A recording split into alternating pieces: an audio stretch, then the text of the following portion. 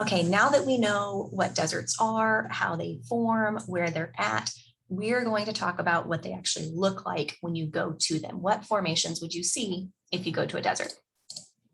Now, if you go to the desert, there's not going to be water around to be transporting sediments, eroding their surface. So what's left is going to be wind. Wind is going to be the dominant transport mechanism in deserts. And in those deserts that are sandy, you're going to get a lot of sand transport due to wind. And we call this aeolian transport. So sediment transport by wind is called aeolian transport. And strong winds in a sandy environment can create sand ripples and sand dunes.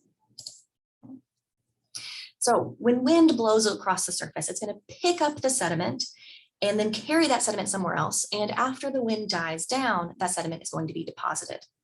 So the sediment will often accumulate around an obstacle that slows the wind, such as vegetation. Anytime you have vegetation, it's going to slow the wind down. Sediment's going to deposit around that vegetation. Next time you go to the beach, you'll notice that anywhere where there's dune vegetation, anywhere where there's something laying on the beach, a lot of sediment is going to pile up around it. And when those sand grains start to accumulate, if they're small scale, centimeters, we call those ripples. If they're large scale, meters, we call those dunes. And those ripples and dunes can develop and then migrate, move across the land surface. So as the sediment is carried away from the source area, larger grains are going to tend to deposit before the smaller grains, because larger grains are heavier, they're harder to carry. The smaller grains are going to be carried for much greater distances before finally being deposited far from the source. And we call these lowest deposits. The deposits of really, really fine wind-blown silt and clay that deposit far away from the desert, those are lowest deposits.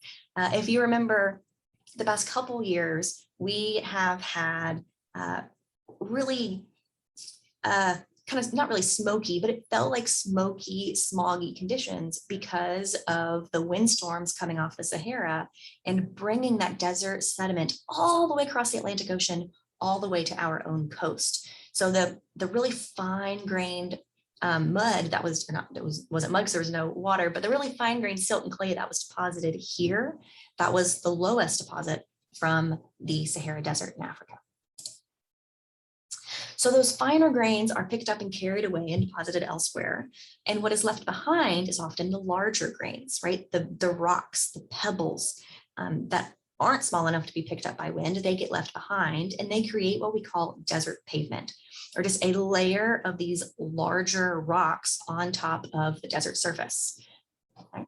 Desert pavement.